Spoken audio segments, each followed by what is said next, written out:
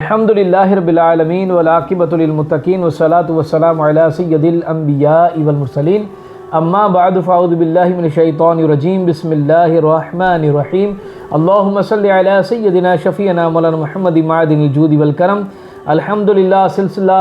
تذکرہ صوفیہ نقشبند کافی عرصے سے جاری ہے، اور ہم نے اپنے پچھلے پارٹس میں جس عظیم ہستی صوفیہ باصفا صوفیہ نقشبند کا ذکر خیر کیا ہے، وہ عظیم ہستی میرے جد اعلیٰ وقت کے قطب، وقت کے غوث حضرت پیر سید حاجی علی اکبر شاہ جیلانی رحمۃ اللہ تعالیٰ علیہ کی ذات گرامی ہے۔ اس کا ذکر خیر پچھلے پارٹس میں ہم نے ان کی سوانح حیات کی مختلف گوشے، جس میں لونی شریف تک کا سفر، پھر وہاں سے مرشد کریم کی تلاش، اور پھر پاکستان میں صحرائے تھر اور مختلف مقامات کے جو احوال تھے وہ آپ کے گوش گزار کیے تھے۔ یقیناً آپ کا پابند شرع ہونا اور آپ کی متشرع زندگی جو کرامت معنوی کہلاتی ہے، آپ کی ولایت کی شناخت کے لیے کافی ہے، لیکن اللہ جل وعلا کے مقبول اور محبوب بندہ ہونے کی وجہ سے آپ سے بھی بے شمار کرامات حسیہ اور خرق عادات کا امور صدور ہوا ہے۔ یقیناً اللہ کے ولی سے کرامات کا ظہور ہونا یہ کوئی نئی بات نہیں ہے۔ اللہ تبارک و تعالیٰ کی خاص عنایات ہوتی ہیں ان پر، اور فضل عظیم ہوتے ہیں ان پر، جو ہے نا رحمت و رضوان کی بارشیں ہوتی ہیں، اور کبھی بھی کہیں بھی ان کا جو ہے وہ خرق عادات کا امور جو ہے نا وہ صدور ہو جاتا ہے۔ اور حضرت ولی کامل عاشق رسول فناف رسول میرے جد اعلیٰ پیر صاحب حاجی علی اکبر شاہ جیلانی رحمۃ اللہ تعالیٰ علیہ سے بھی اس طرح سے بے شمار کرامات کا ظہور ہوا۔ اس میں سے ایک کرامت میں آپ کے گوش گزار کرتا ہوں کہ آپ کی ملاقات حضرت خضر علیہ السلام سے ہوئی۔ علماء کا اختلاف اپنی جگہ پر، لیکن بعض اکابر علماء اور فقہ یہی کہتے ہیں کہ حضرت خضر اللہ کے نبی ہیں۔ اس کی وجہ کیا بیان فرمائیے کہ جب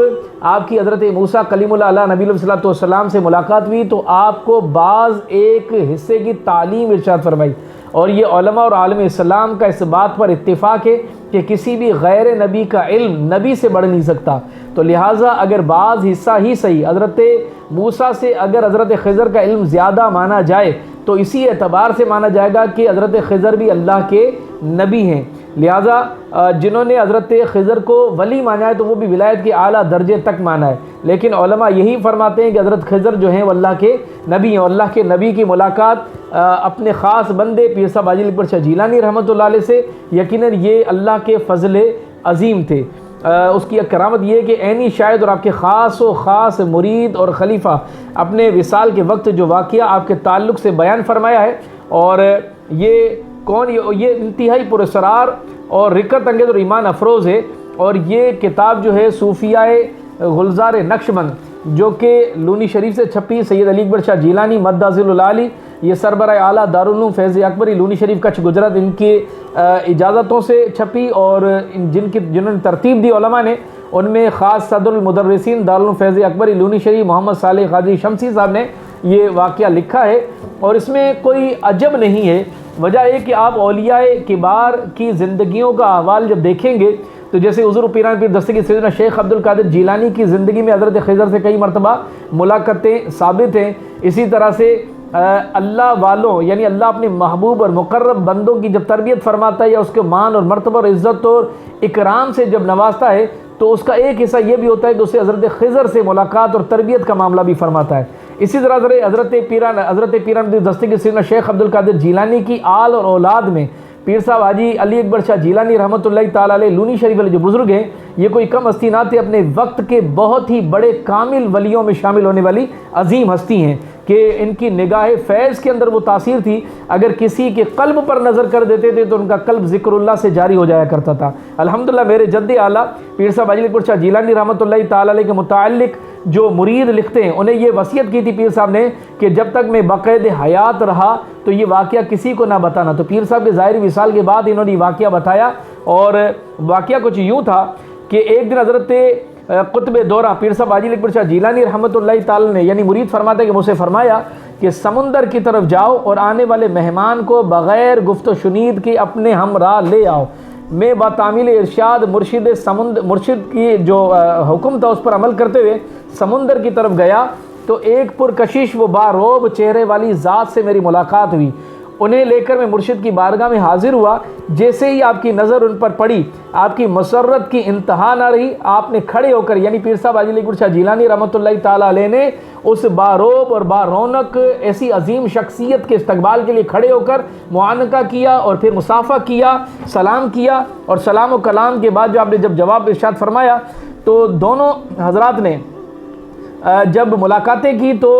حضرت پیر صاحب حاجی علی اکبر شاہ جیلانی رحمۃ اللہ تعالی انہیں نہایت عزت و احترام سے بٹھایا اور اپنے توشہ دان سے کھانے کی کوئی چیز نکال کر اس پر جو ہے نا وہ توجہ فرمایا اور مہمان کی تواضع فرمائی۔ تناول سے فراغت کے بعد کچھ دیر تک دونوں اندرون چلہ غاہ میں محو گفتگو رہے۔ کس سے معلوم کہ اس اثنا میں کیا کیا کہا گیا اور کیا کیا راز و نیاز کی باتیں ہوئیں، اور وقت رخصت آپ نے یعنی حضرت پیر صاحب حاجی علی اکبر شاہ جیلانی رحمۃ اللہ تعالیٰ علیہ نے چلہ خانے سے باہر آ کر انہیں الوداع کیا۔ میں تماشائی اور سراپا سوال بن کر کھڑا تھا کہ کیونکہ میں نے آج سے پہلے کبھی بھی اس اجنبی مہمان کو نہیں دیکھا تھا۔ پھر حضرت نے خود ہی میرے چہرے پر حیرت کے آثار کچھ دیکھ کر فرمایا، جانتے ہو کہ یہ مہمان کون تھے؟ تو میں نے عرض کیا، حضور یہی تو میں آپ سے پوچھنا چاہ رہا ہوں۔ آپ نے مسکرا کر ارشاد فرمایا، یہ مقدس مہمان حضرت خضر علیہ الصلوۃ والسلام کی ذات گرامی ہے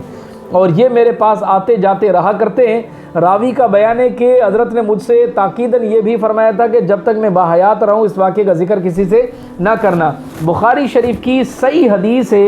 کہ نبی پاک علیہ الصلوۃ والسلام نے ارشاد فرمایا کہ حضرت خضر علیہ الصلوۃ والسلام نے آب حیات نوش فرمایا ہے، اور اللہ تبارک و تعالیٰ کی عنایت اور حکم سے